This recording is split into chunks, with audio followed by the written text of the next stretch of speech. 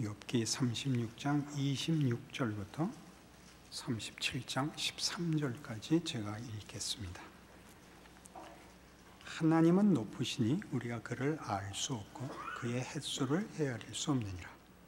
그가 물방울을 가늘게 하시며 빗방울이 증발하여 안개가 되게 하시도다. 그것이 구름에서 내려 많은 사람에게 쏟아지느니라.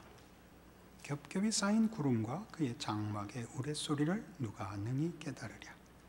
보라, 그가 번갯불을 자기의 사면에 펼치시며 바다 밑까지 비치시고 이런 것들로 만민을 심판하시며 음식을 풍성하게 주시느니라.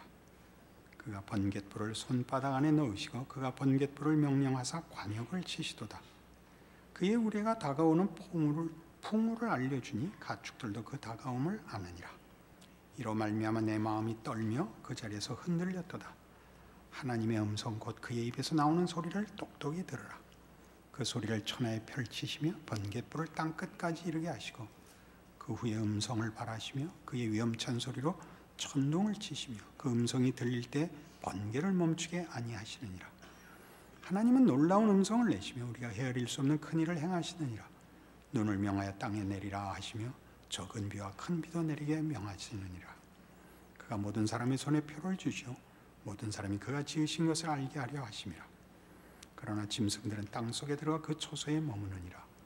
폭풍우는 그 밀실에서 나오고 추위는 북풍을 타고 오느니라. 하나님의 입김이 얼음을 얼게 하고 물의 너비를 줄어들게 하느니라.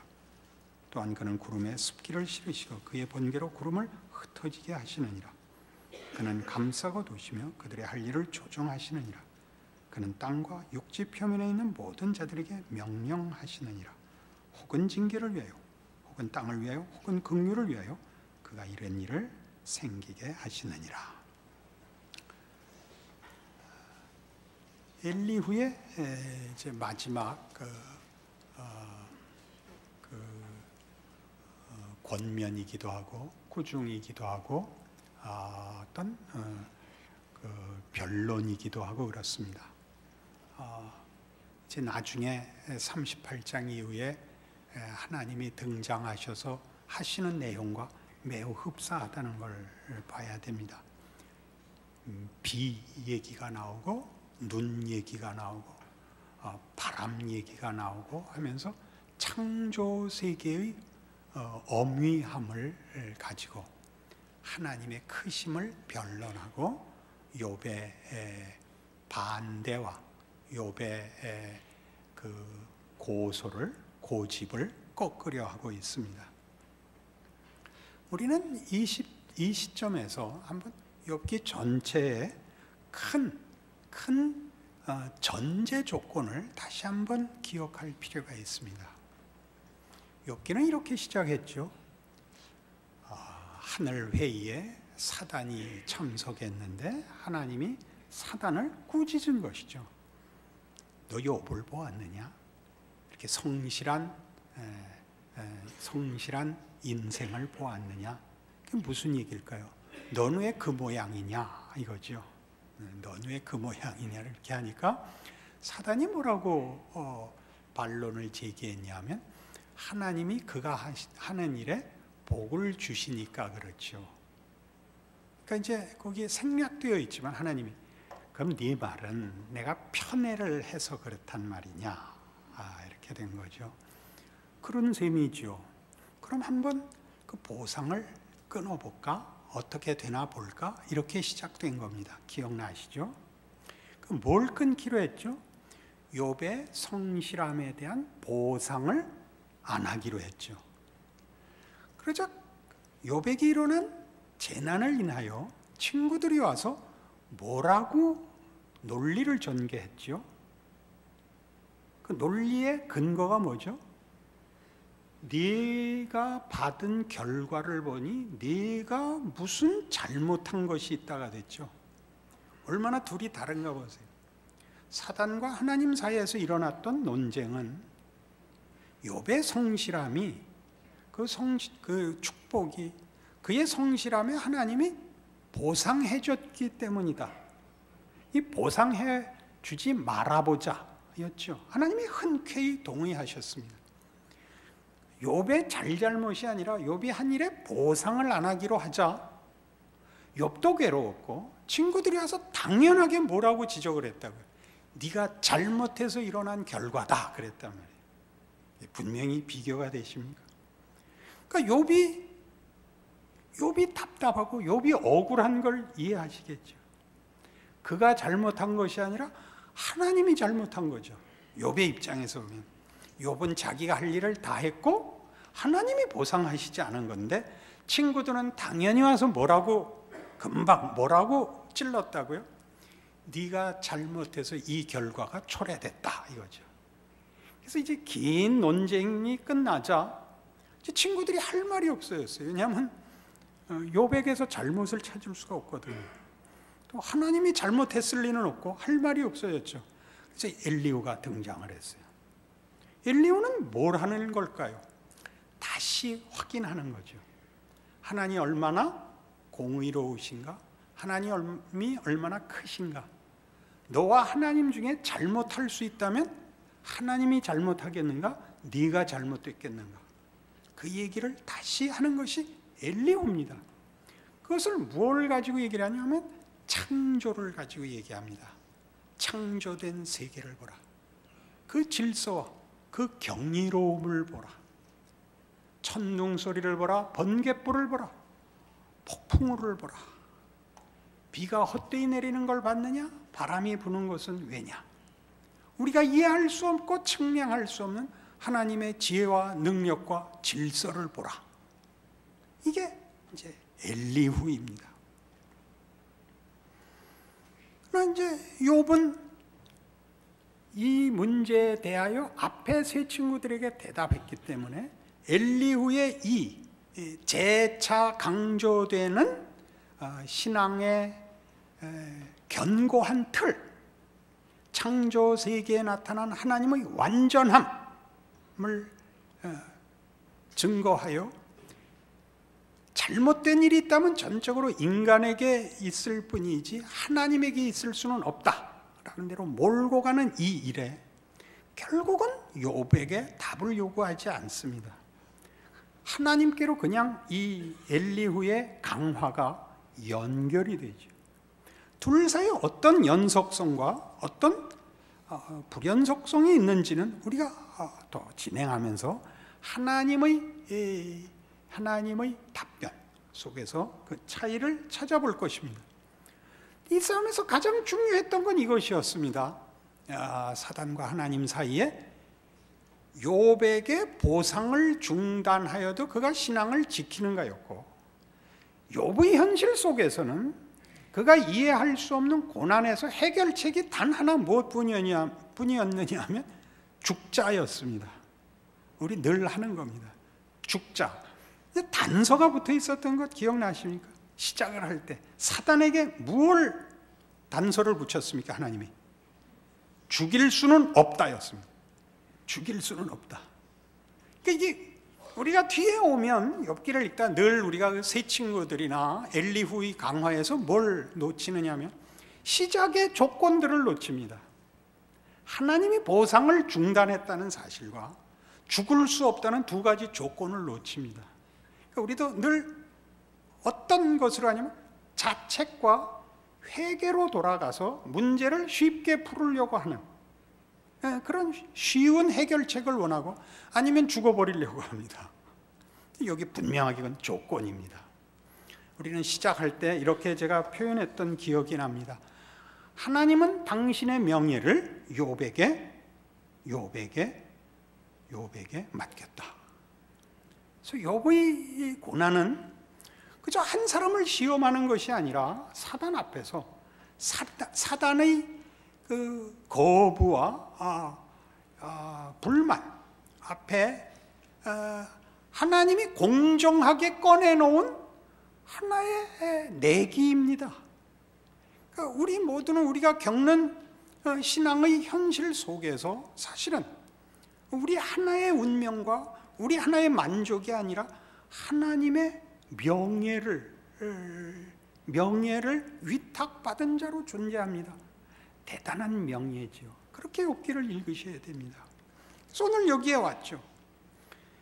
욥이 그 앞에서 31장 가보실까요? 31장에서 이미 그 세 친구들을 그 입을 막고 마지막 선언을 하는 게 이거였습니다.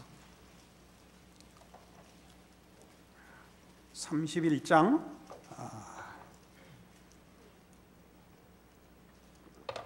몇 절인가 찾아볼게요.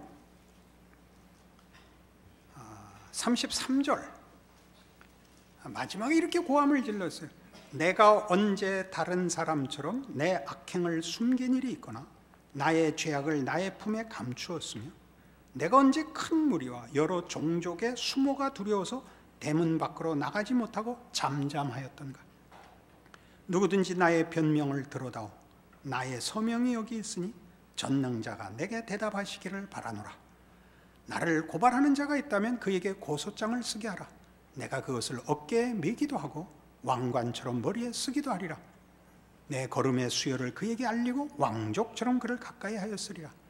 만일 내 밭이 나를 향하여 부르짖고 밭이랑이 함께 울었다면, 만일 내가 값을 내지 않고 그 소출을 먹고 그 소유주가 생명을 잃게 하였다면, 밀 대신에 가시나무가 나고 보리 대신에 독보리가 나는 것이 마땅하니라 하고 욥의 말이 그치니라. 이게 무슨 소리예요? 내가 옳다 그렇게 고함을 지르는 게 아니라 난 비겁하거나 도망가지 않겠다. 나에게 일어난 일에 대하여 하나님의 답을 듣고 싶다. 이것은 분명히 내가 이전에 이해했던 그런 내용과는 다른 경험이었다. 내가 잘못한 것 없이 잘못하고 했다고 해서 얼버무리고 싶지 않다. 그렇다고 내가 걸은 길이 무엇인가를 요구해서 그걸로 인하여 꾸중을 듣는다면 그 꾸중도 내가 받으리라 하는 자리까지 이제 나오는 겁니다. 왜 나왔죠? 죽을 수도 없었으니까. 이 중요한 거죠. 죽을 수도 없었으니까. 여러분, 신앙 인생에서 그런 경험을 하신 적 있어요? 죽을 수도 없으니까. 우리가 제일 많이 떠올리는 첫 번째 해결 수단이죠. 저것들 내가 꽉 죽어버리면 부모 그늘이 얼마나 큰지 그때 가서 알 거야. 그러고 죽어버리면 안 됩니다. 말만 그렇게 하시고 살아서 애들 크는 거 봐야 됩니다. 그렇죠? 그런 얘기를 하는 중입니다. 거기에서 이 얘기죠.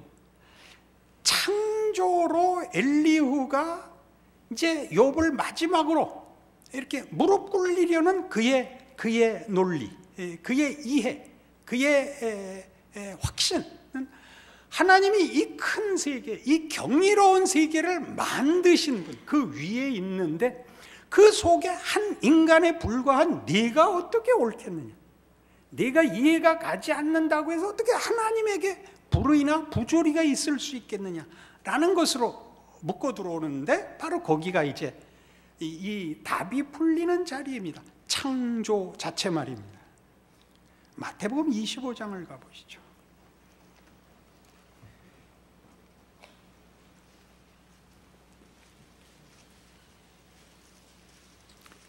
마태복음 25장에 가면 그 달란트 비유가 나옵니다. 잘 아시니까 다 생략하고 24절 오시면 한 달란트 받았던 자는 와서 이르되 주인이요 당신은 굳은 사람이라 심지 않은 데서 거두고 해치지 않은 데서 모으는 줄을 내가 알았으므로 두려워하여 나가서 당신의 달란트를 땅에 감추어 두었었나이다. 보소서 당신의 것을 가지셨나이다. 그 주인이 대답하여 이르되 악하고 게으른 종, 나는 심지 않은 데서 거두고 해치지 않은 데서 모으는 줄로 네가 알았느냐? 그러면 네가 마땅히 내 돈을 취리하는 자들에게나 맡겼다가 내가 돌아와서 내 원금과 이자를 받게 하였을 것이니라 하고 그에게서 그 한 달란트를 빼앗아 10달란트 가진 자에게 주라. 무릇 있는 자는 받아 풍조하게 되고 없는 자는 그 있는 것까지 빼앗기리라. 이 무익한 종을 바깥 어두운 데로 내쫓으라. 거기서 슬피 울며 이를 갈리라 하니라. 달란트 비유 어렵습니다. 이게 왜 어려우냐 하면 이 한 달란트 가진 사람이 이해하는 주인은 굳은 사람입니다. 경직된 사람이라는 뜻이고 융통성이 없다는 뜻입니다. 법칙에 불과한 분이다 라는 뜻입니다. 인격자가 아니라는 뜻이죠. 당신이 맡기고 결과밖에 보지 않을 뿐인 줄 내가 알아서 모험을 할 수가 없었습니다. 그래서 내가 감추어 놨다가 그대로 돌려드립니다. 그래서 뭐라 그랬다고요? 악하고 게으른 종이라 그럽니다. 이 엘리후의 강화에서 마지막에 나오는 이 37장의 이 창조 세계를 가지고 하나님을 설명하려고 하는 이 대목에서 엘리후가 가진 치명적인 약점은 하나님이 인과 율로 질서를 잡은 세계로 이렇게 굳은 분이라고 얘기를 하는 것입니다. 인과 율이 전부인 하나님이라고 항복하라고 크게 소리 높이는 것입니다. 여러분은 우리 기독교가 여러분 신앙을 시작할 때 기독교가 선하고 옳아서 시작하신 분들은 드물 것입니다. 그럼 예외 없이 중간에 예수를 믿는 사람들은 안 믿다가 중간에 자기 결단으로 예수를 믿은 사람이라면 100% 회개의 눈물을 흘렸을 것입니다. 그 회개의 눈물은 잘못을 고백하는 자리가 아니라 잘못을 몰랐을 때, 죄인일 때 하나님이 예수 안에서 나를 받아줬다는 사실을 확인하는 눈물이었습니다. 회개는 언제나 그렇습니다. 회개해서 울은 게 아니라 그 감동이 눈물로 터져 나오는 거죠. 늘 그 순서를 오해하는 것이 회개입니다. 회개의 감격은 받아준 것. 그러니까 기독교의 첫 번째 가장 중요한 핵심적 본질적 단어는 구원이지 않습니까? 구원은 누가 와서 꺼내준 겁니다. 보상과 심사가 아니고, 그렇죠? 왜 아닌 것 같은 표정을 지으세요? 잘해서 상 받은 것 같이 생각을 하세요? 아니죠. 예수 믿고 나서는 잘해야 된다는 얘기가 아니라 시작이 그랬다고요. 예수는 우리가 아직 죄인이었을 때 우리를 위하여 죽으시러 오는 겁니다. 그죠? 그 얘기를 하는 겁니다. 우리가 자꾸 이 기독교를 엘리후가 한 것 같이 닫아버립니다. 옳고 그른 것으로 닫아버립니다. 그 장면에 온 것입니다. 하나님은 당신을 누구에게 제일 먼저 구약에서 나타내셨냐면 아브라함을 부르시는 데서 나타내십니다. 아브라함이 누가 되죠? 믿음의 조상이 됩니다. 하나님이 아브라함을 불러 내가 너로 열국의 아비가 되게 하고 내가 너로 복의 근원을 삼겠다로 시작을 해서 하나님이 되십니다. 하나님이 세상을 살피시고 그 중에 제일 괜찮은 사람을 불러 자신의 임무를 위탁하는 것이 아니라 갈대아 우르에 있는 한 이름 없는 사람을 불러 약속을 하십니다. 거룩한 백성과 나라와 후사를 약속하는 것입니다. 아브라함은 믿음의 조상이 되는 겁니다. 그렇죠? 구약에서나 신약에서나 동일하게, 그리고 예수 안에서 가장 풍성하게 예수는 죄인을 위하여 옵니다. 가난한 자와 병든 자를 위하여 옵니다. 용서하러 오십니다. 우리 죄를 위하여 섬기러 오십니다. 섬김을 받으러 오시지 않으며 심판으로 오시지 않고 구원을 하려고 오십니다. 열려 있습니다. 이 높은 하나님이 우리를 사랑하십니다. 그의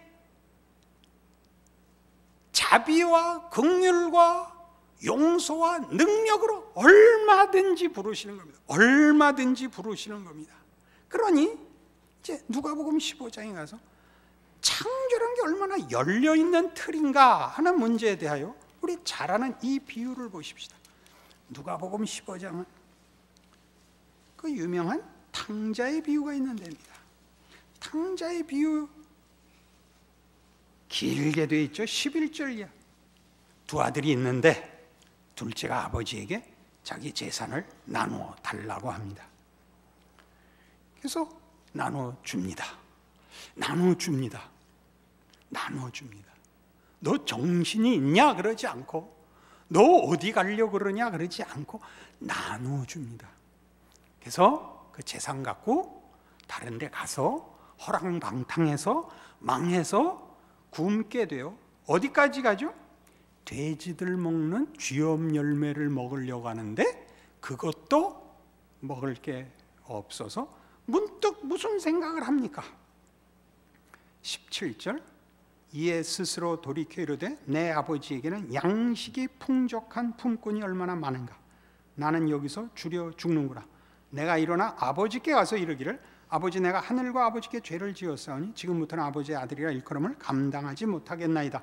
나를 품꾼의 하나로 보소서.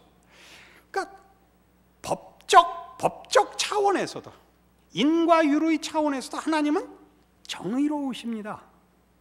그래서 밖에 나가 살아보니까 아버지가 얼마나 공정한 분인지를 알게 됐습니다. 그러니까 아들로서의 귀환은 바라지도 않고 어느 곳에 누구한테 하든지 우리 아버지만한 사람이 없다. 그래서 품꾼의 하나로 돌아옵니다. 근데 아버지는 뭐라 그러죠? 20절, 이에 일어나서 아버지께로 돌아가니라. 아직도 거리가 먼데 아버지가 그를 보고 측인히 여겨 달려가 목을 안고 입을 맞추니. 그러니까 우리말 성경에는 이렇게 내다보고 어떡할까 망설이다가 맞아들이는 것 같은데 그런 게 아니고 펄쩍 뛰고 쫓아 나오셔서 잘 왔다고 품으시는 장면입니다. 입을 맞추며 목을 안고 입을 맞춥니다. 슬렁슬렁 걸어와서 목을 감는 건 이제 질식사 시킬 때 그렇게 하는 거고, 얘는 펄쩍 뛰고 나온 겁니다. 아들이 이르되 아버지, 내가 하늘과 아버지께 죄를 지었사오니 지금부터는 아버지 아들이라 일컬음을 감당하지 못하겠나이다. 잘 보세요. 11절부터 돌아오는 데까지가 한 9절 걸렸다면 그 다음이 32절까지 길어요. 나갔다가 돌아오는데 이 비유의 중심이 있는 것이 아니라 그게 뭔가예요. 그게 도대체 뭔가. 돌아온 아들을 위해서 잔치를 베풀고 형이 일하고 돌아오다가 분노하죠. 28절, 그가 노하여 들어가고자 하지 아니하거늘 아버지가 나와서 고난데 아버지께 대답하여 이르되 내가 여러 해 아버지를 섬겨 명을 어김이 없거늘 내게는 염소 새끼라도 주어 나와 내 벗으로 즐기게 하신 일이 없더니 아버지의 살림을 창녀들과 함께 삼켜버린 이 아들이 돌아오매 이를 위하여 살찐 송아지를 잡으셨나이다. 아버지가 이르되 예, 너는 항상 나와 함께 있으니 내 것이 다 네 것이로되 이 네 동생은 죽었다가 살아났으며 내가 잃었다가 얻었기로 우리가 즐거워하고 기뻐하는 것이 마땅하다 그럽니다. 죽었다가 살았습니다. 죽었다가 살았다는 것은 그 전에는 진정한 의미에서 아버지의 아들이 아니었다는 뜻입니다. 이 나갔다 들어와서 비로소 진정한 아버지와 아들이 됐다는 뜻입니다. 그러니까 형은 지금 죽은 상태일지 모릅니다. 이 중요한 이 비유의 마무리입니다. 그니 형은 나는 나가지도 않았고 성실히 일했으나 한 번도 잔치를 안 열어주더니 나가서 재산 다 날린 놈에게 웬 잔치입니까? 이렇게 됐죠. 이 철없는 놈아 그 얘기입니다. 여러분 이해하시겠습니까? 얼마나 고마운 말씀인지. 이 창조 세계는 이런 인과관계, 그 성실한 조건과 그것을 만족시키는 보상관계로 연결되어 있는 것이 아니라 이 하나님의 깨우치심, 열어놓고 부르시는 더 큰 자리로의 부르심을 위하여 모험과 선택이 허락되어 있는 열린 세계라고 얘기하는 것입니다. 나가겠다는데 내보내는 아버지의 무시무시함을 창조 세계가, 우리의 인생이 증언하고 있다는 거죠. 우리의 인생이. 성경을 보세요. 거기는 온갖 사람들이 다 등장을 합니다. 위대한 사람만이 아니라 비열한 사람들이 등장하며, 그리고 거기에 돌이킴이 있습니다. 회복이 있고 기적이 있죠. 투정이 있고 위로하시며 다시금 기회를 주시는, 거기에는 우리가 아는, 우리가 쉽게 생각하는 이렇게 옳고 그른 것이 명백하게 이분법으로 나뉘는, 모든 사람에게 정의가 규칙대로 보응하는 이런 공명정대함보다 큰 깊고 풍요로운 내용들이, 자유가 거기 있는 것입니다. 이게 욥기가 하고 싶은 얘기죠. 창조라는 것은 이런 인과관계와 이런 어떤 틀 속에 갇혀있는 그런 틀이 아니고, 하나님이 일하시는 무대요, 하나님의 능력과 우리에게 허락하신 어떤 의미에서 무한한 자유 속에 열어놓으신 하나님의 초대입니다. 우리 인생이 그런 것처럼 말입니다. 우리는 사실 생각해보면 기도를 할 때마다 이걸로 와서 안심을 하죠. 저녁마다 잠자리에 들면서 오늘 하루도 말씀대로 살지 못했습니다, 잘못했습니다, 내일은 말씀대로 살 힘을 주옵소서, 이렇게 해서 묻어버리고 또 다음날 똑같은 일을 반복하면서 주일마다 기도, 공기도 모두가 아멘 하는 내용이 뭐죠? 지난 일주일 동안 말씀대로 살지 못했습니다, 용서해 주십시오, 이제 다시 잘 살겠습니다. 한 번도 개선되지 않은 일을 반복적으로 합니다. 그건 잘잘못의 문제가 아니라 우리가 아는 정답은 분명한데 현실은 그렇게 살지 못합니다. 도전하는 현실이 어렵기 때문만이 아니라 우리 자신이 그걸 이겨내지 못합니다. 왜 그런 인생을 하나님은 계속 이렇게 몇천 년을 끌고 오고 계실까요? 예수님이 오신 이후에도 2000년을 왜 끌고 계실까요? 그건 다 부정적인 거고, 그 말이 안 되는 유보와 연장에 불과하단 말입니까? 그건 하나님을 너무 무시하는 것 아닌가요? 그렇게 얘기하면 말씀으로 천지를 지으신 하나님, 그 아들을 보내신 하나님으로서는 너무 무책임해 보이지 않습니까? 여러분, 각각의 인생을 생각해 보세요. 이 답답하고 스스로 자책거리밖에 없고 내세울 것이 없고, 그렇다고 도망갈 수 없는 보편적인 삶 말입니다. 모두에게 있는 자책거리만 있고 자랑할 것이 없는, 그리고 선택의 여지가 없는, 도망갈 것이 없는, 그 속에서 하나님이 뭘 하시든가요? 뭘 하시든가요? 너 이래도 믿을래? 뭘 기대하고 있어? 라고 묻고 있는 겁니다. 우린 뭘 믿고 있는 걸까요? 엘리후가 얘기한 것 같이, 세 친구가 얘기한 것 같이 그 정답은 너무 뻔한데 그 정답으로는 분명히 우리 인생이 담아지지 않고 설명되지 않습니다. 그걸 열어놓는 책이 욥기입니다. 우리는 하나님이 누군지, 우리 아버지가 누군지 더 많이 배워야 되는 것입니다. 하나님이 나타나서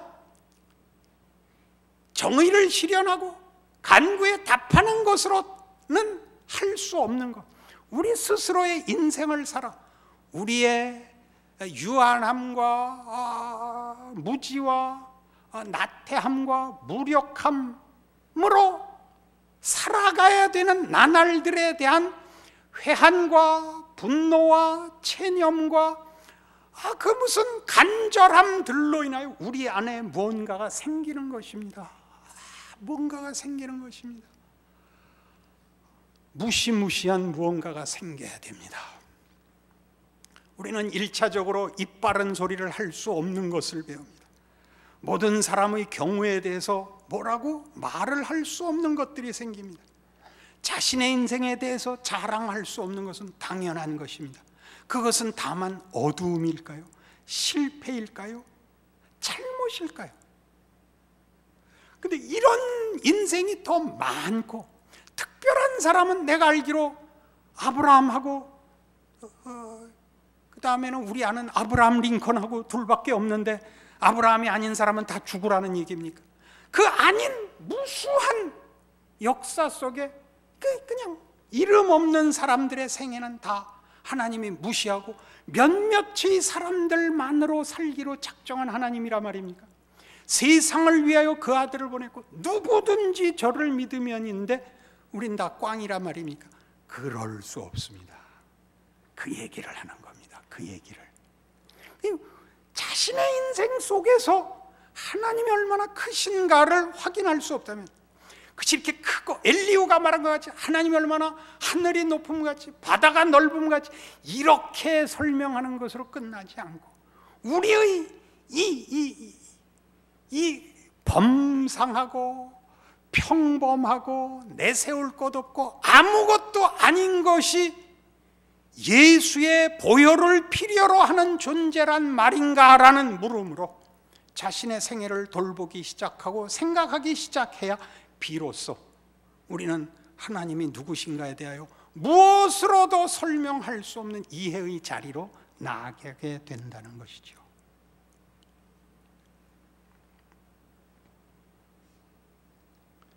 마태복음 22장에 가면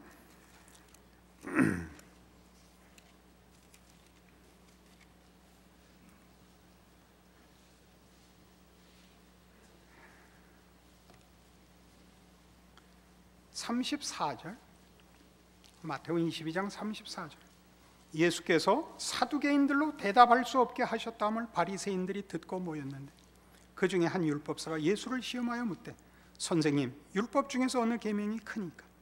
예수께서 이르시되, 네 마음을 다하고 목숨을 다하고 뜻을 다하여 주 너의 하나님을 사랑하라 하셨으니 이것이 크고 첫째 되는 계명이요, 둘째도 그와 같으니 네 이웃을 네 자신같이 사랑하라 하셨으니 이 두 계명이 온 율법과 선지자의 강령이니라. 무서운 설명입니다. 가장 큰 계명이 뭡니까? 율법이 뭡니까?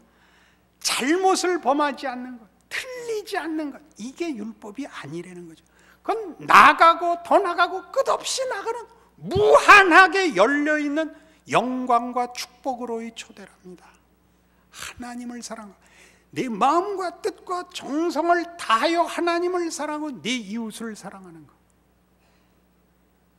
그 율법 속에는, 그 요구 속에는 하나님이 우리에 대하여 가지시는 하나님의 마음이 반영되어 있는 것이죠.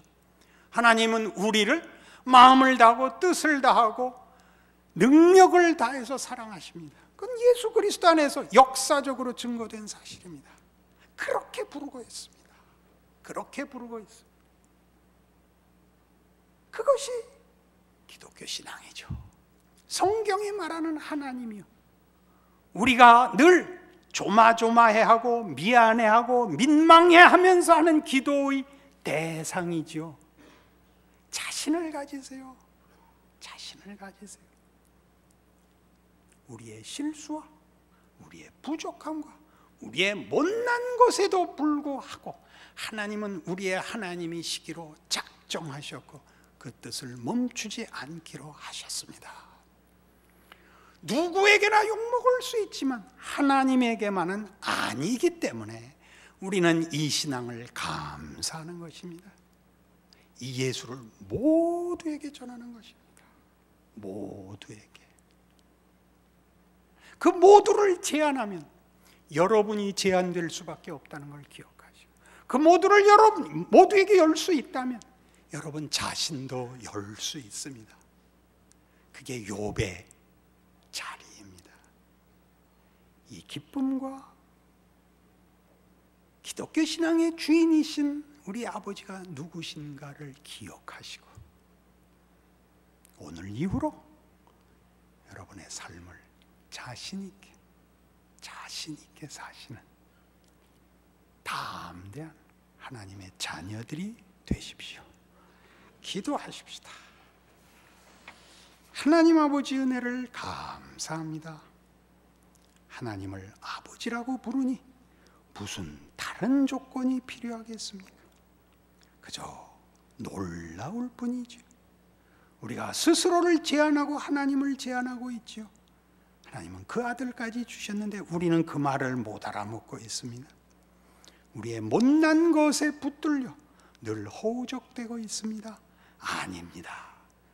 이제 믿음을 가지고 우리의 인생을 자신 있게 살아가게 하옵소서. 지고 틀리고 후회하고 울고 하나님의 자녀로 믿음 갖고 견디게 하옵소서.